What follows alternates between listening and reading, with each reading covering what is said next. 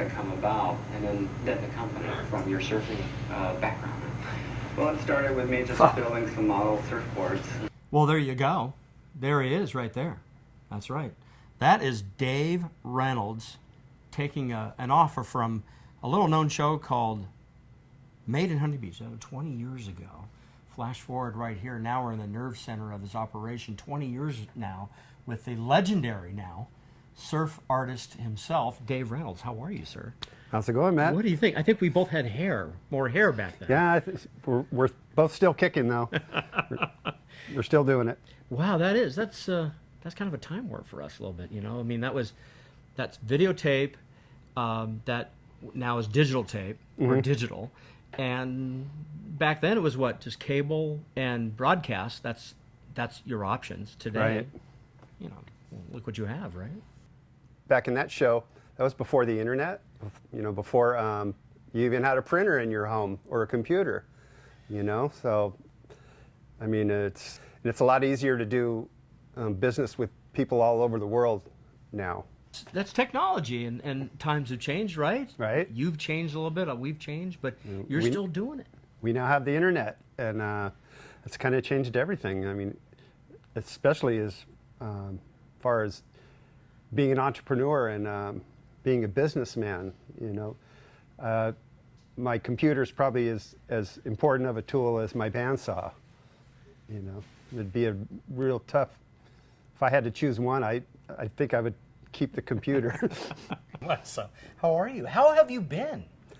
I've been good. I've branched off into a lot of different types of products, and what have you been doing from that video to today's video?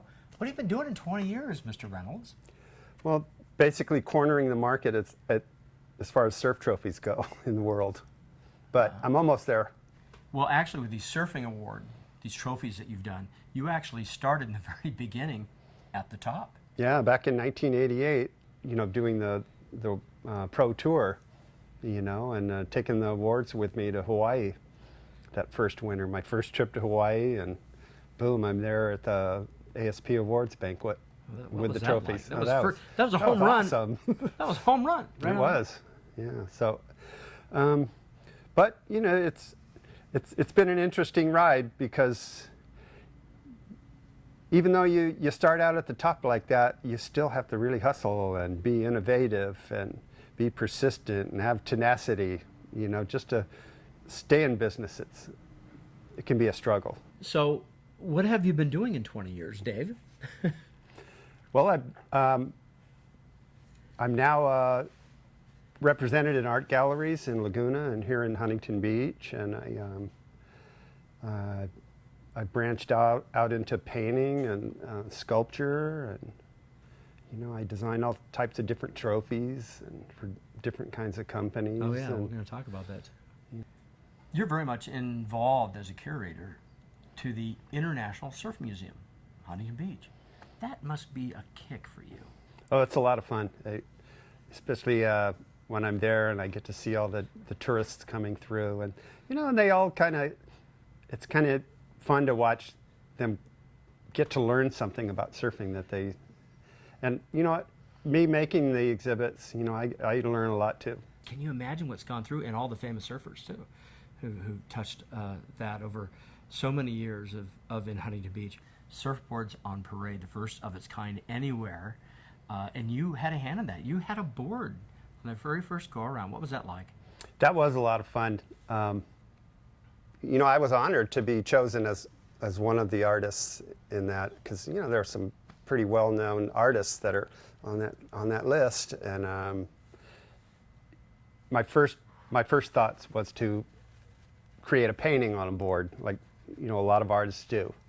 And I went and met at the art center, and they told me, you know, we have enough two-dimensional, we need three-dimensional. So that got my wheels turning, and before you know it, I built a surfboard with surfboards inside of it. Called it Century of Stoke. Amazing. And you shared that whole parade with lots of very famous surfboard manufacturers and shapers and so forth. Robert August, of course, is one of those, but many more. Yeah, John Van Hammersveld, Weiland, Wrightfield. Yeah. You know, there was a good company. And at the end, they auctioned all these boards off, and yours went. I think it was pretty good price. Yeah, I think so too. I wasn't disappointed. Mine, not high, not low. not high, right around the middle, somewhere around $4,000. $4,000. The only thing that kind of sucks is that it ended up in San Francisco. You know, and it all went for a good cause, for the new Skin Cancer Institute over at Hogue, Yeah, Newport. Hogue to step up like the way they did is just amazing. And Rotary, of course, the group that really harnessed that energy to produce such an event for the whole time, for a year almost, is just a wonderful applause line for them. What do you think? Oh, it was run very well. Jody did an incredible job. Jody McKay. Yes, she's a good friend of mine too, and she pretty much organized the whole thing. One cool thing that happened I think it was last December, was what we call a pop-up store. We learned all about pop-up stores. Maine and PCH had a pop-up store at the Harbor Mall, and you were greatly featured in there, and that was right. Hats off to you for that. Yeah, it was a lot of fun. Yeah, my friend Lauren,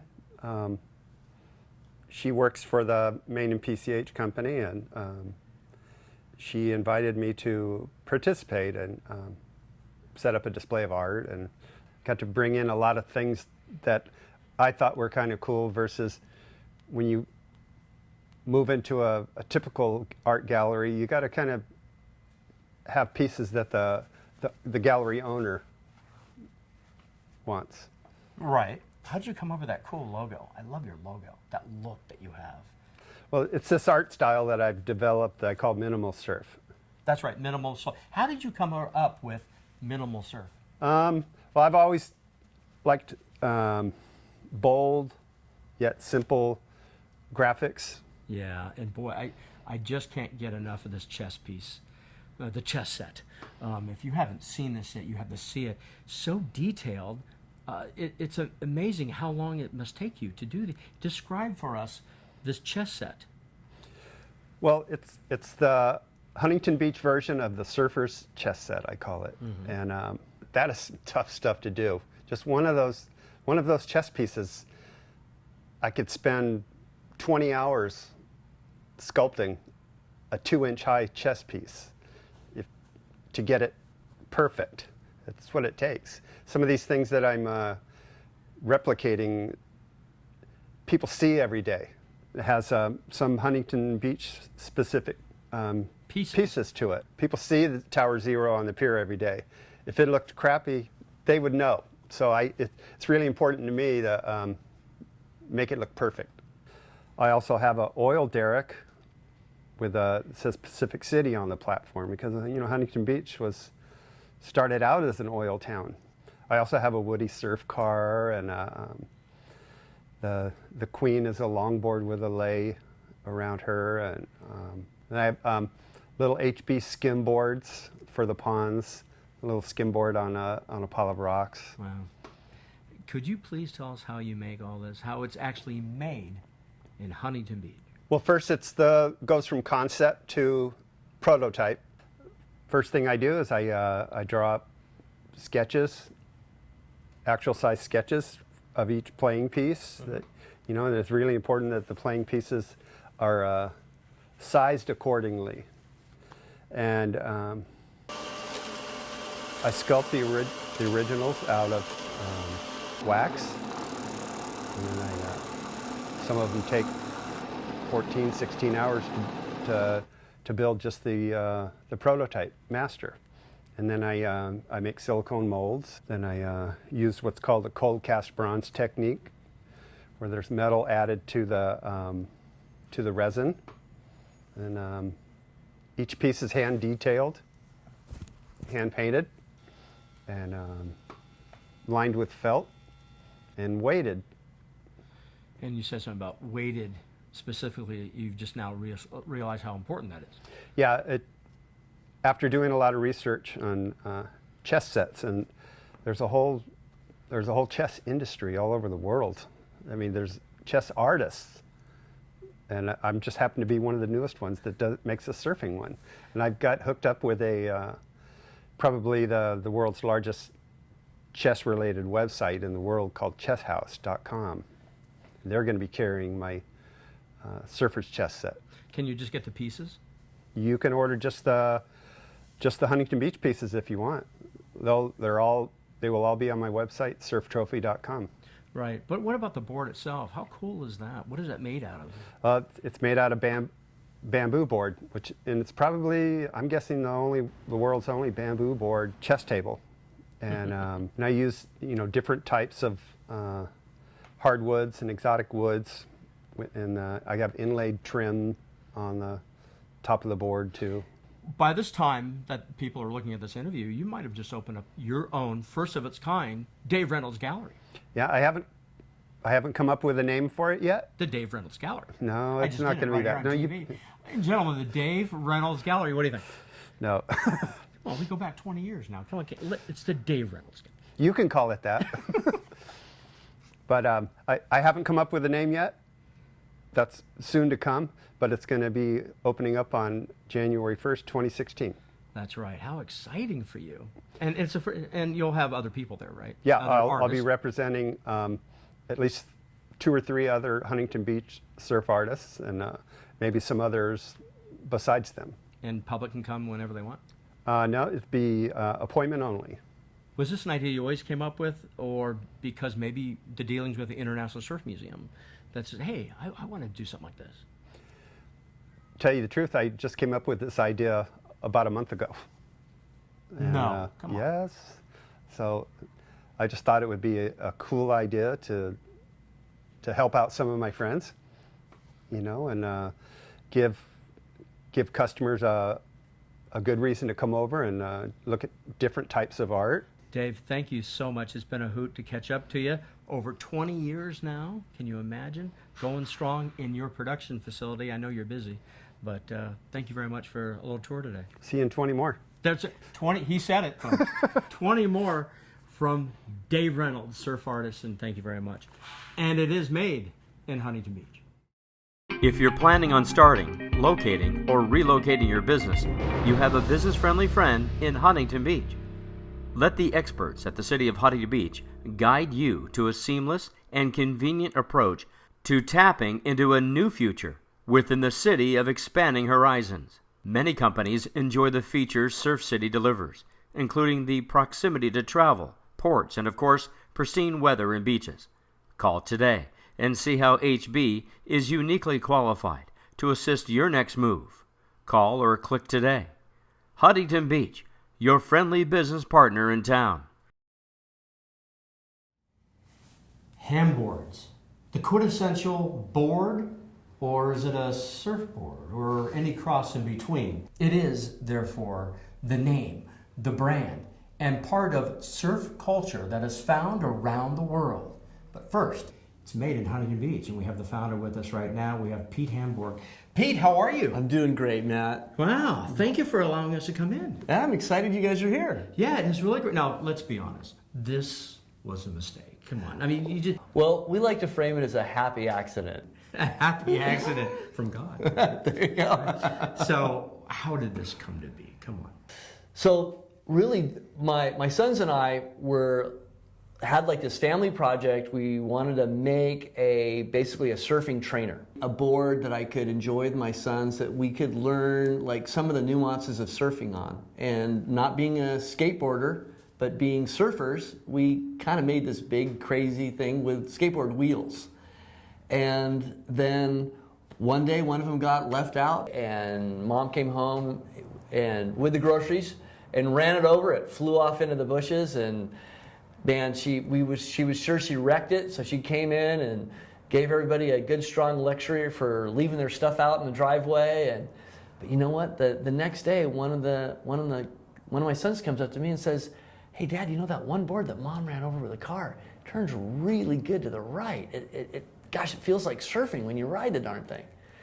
And well, so then we just started playing around with it. So then we replicated that accident with the grinder and safety glasses, and then all of a sudden, wow, we had a whole handful of these big boards that felt like surfing when you rode them. Wow, amazing. So this was almost a family project. Oh, it definitely was, yeah. And it was really a way initially that I just wanted to find a way to connect with my sons and just, you know, goof around in the garage, make something, you know, silly, and heck, you know, look at what we've ended up with. How's that working? You're a fireman yourself. You work for the Orange County Fire Authority. Yeah, so I'm a fireman for the Orange County Fire Authority. I work just up the hill in Costa Mesa. And then my 5 sons, one of them works for the Huntington Beach State Lifeguard Department, and the other 4 work for the city of Huntington Beach Lifeguards. And they, you know, ranging in age from 19 to 26. So closely grouped. They were all junior lifeguards. They're, you know, all born and bred here in Huntington Beach. How do you do that balance from being, because, you know, being in fire is an immensely demanding, I don't have to tell you this, a demanding position. And then you have a business, a family business that you're trying to run and grow now. Right. What's that like? You know, it is. There's a lot of late nights, and I feel like I haven't had a day off in about 3 years. But it's, you know, we work together as a team because it is a family business, and we've got a couple of local kids that have grown up surfing with us that are now working here at the shop, help us out. So when the boys are really busy with lifeguarding, they'll pitch in. And so it's just kind of because of the organicness family dynamic, that's how we make the adjustments. But to be honest with you, it's pretty darn demanding right now. So growing up, you were all surfing on the surfing side, not on the skate side, Right. Or was it both? No, it was really on the surfing side. And as a matter of fact, if you look at it from a design perspective, if we knew anything about skateboard design, we wouldn't even have attempted this because you can't do that. And not knowing that you can't make a board like that, we went ahead and did it anyway.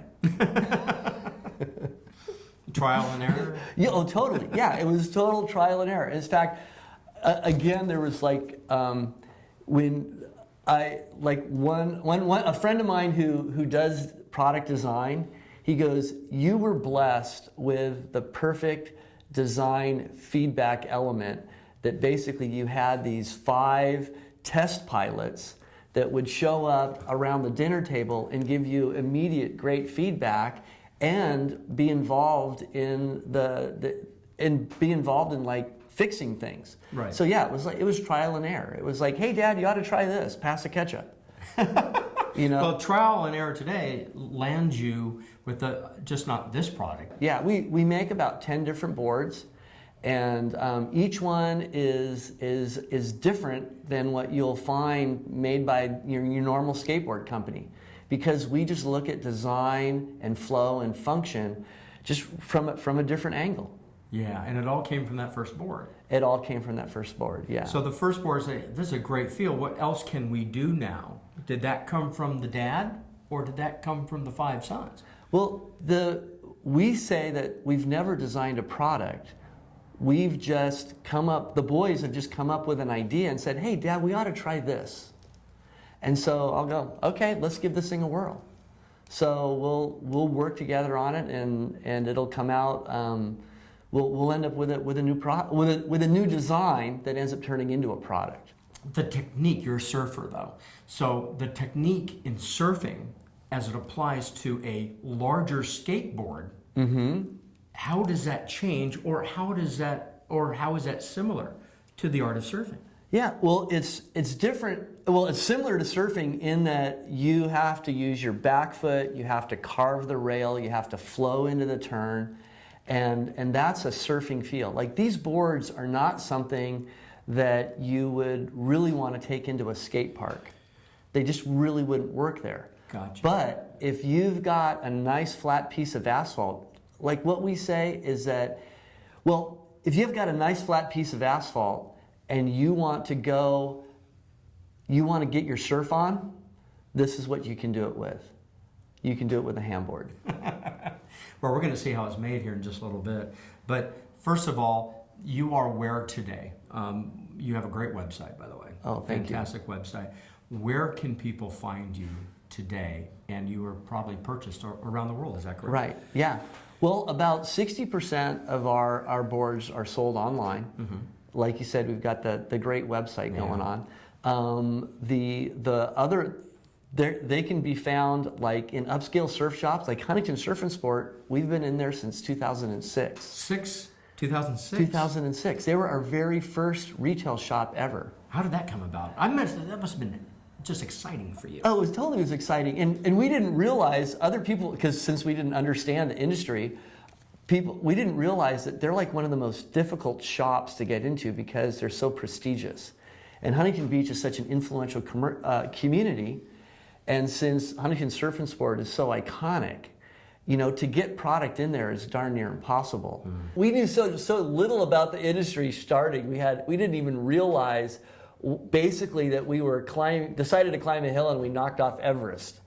And yeah, Huntington Surf and Sport is really an amazing place to get your product in at any point, but to start off there is just like gobsmacking. But for us, we were just riding the boards around, up and down the boardwalk there at Pier Plaza. They come walking across PCH and said, hey, you guys make these, right? And yeah, well, we've seen you around and want to know if you'll make a few extra and we'd love to put them in our shop. So, okay, well, we had no idea how to write an invoice or, really where to deliver them. And they were so great. They just mentored us through the whole process. And Aaron Pye.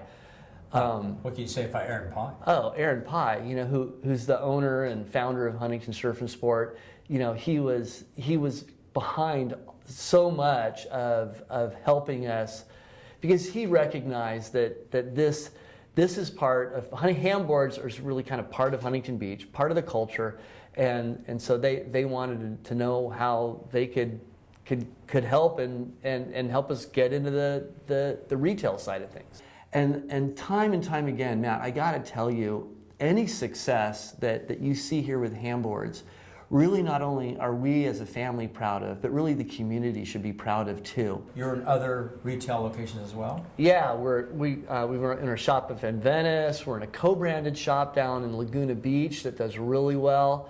We've got a couple of shops down in the San Diego area, and then where we're really doing well is Florida, Texas, the Eastern Seaboard. Exciting. A big segment of our product is going internationally. Some of our best retailers are in Dubai, Barcelona, Sweden, England. It's amazing. Actually, one of the craziest shops that sells the most for us is in Dewey Beach, Delaware. Where? Dewey Beach, Delaware. Yeah. Why? Certain demographics just really gravitate to not only a fun, different, surfy product, but they also really connect with the Huntington Beach vibe. They know that they can get a little bit of the Huntington Beach culture when they get a Hamboard, and that has a really powerful appeal worldwide.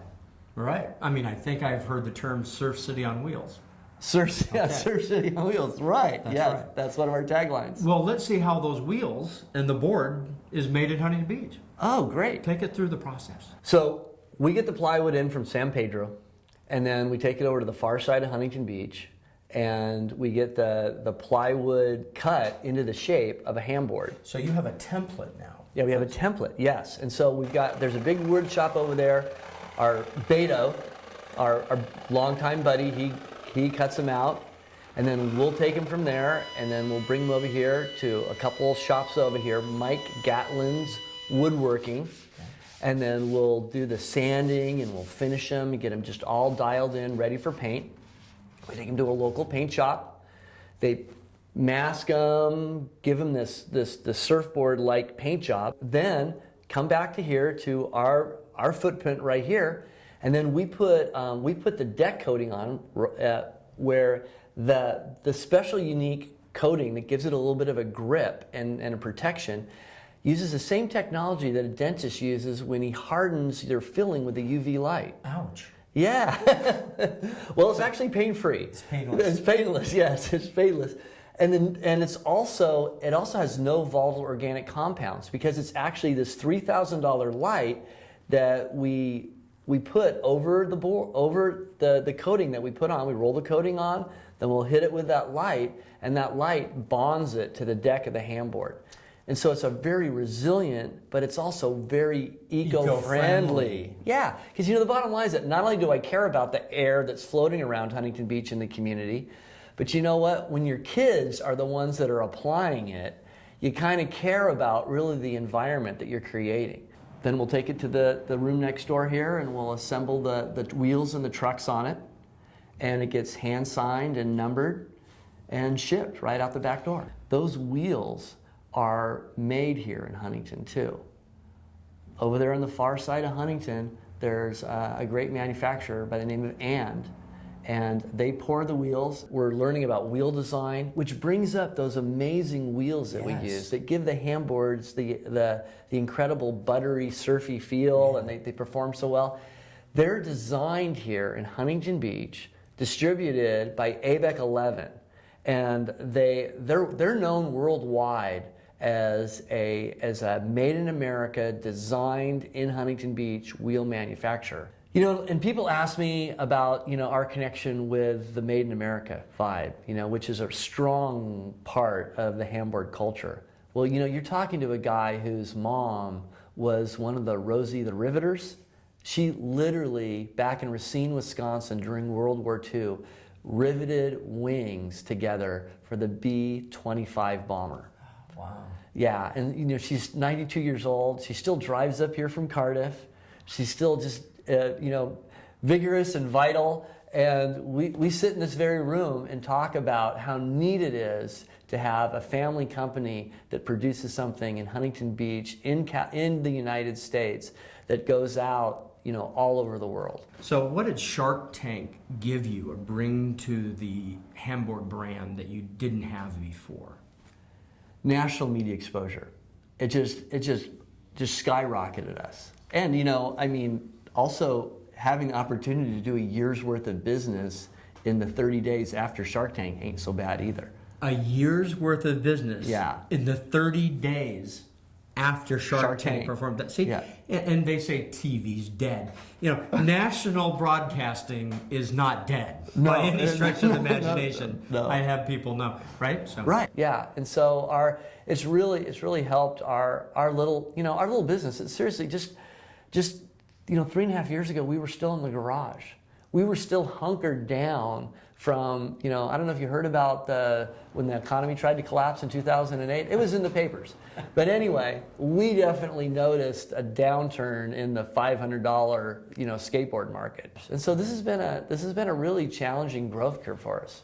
Well, I want to thank you very much for spending the time with us to get us in the loop, so to speak, on all four wheels. Right, yeah. 8 wheels, 6 wheels. Right.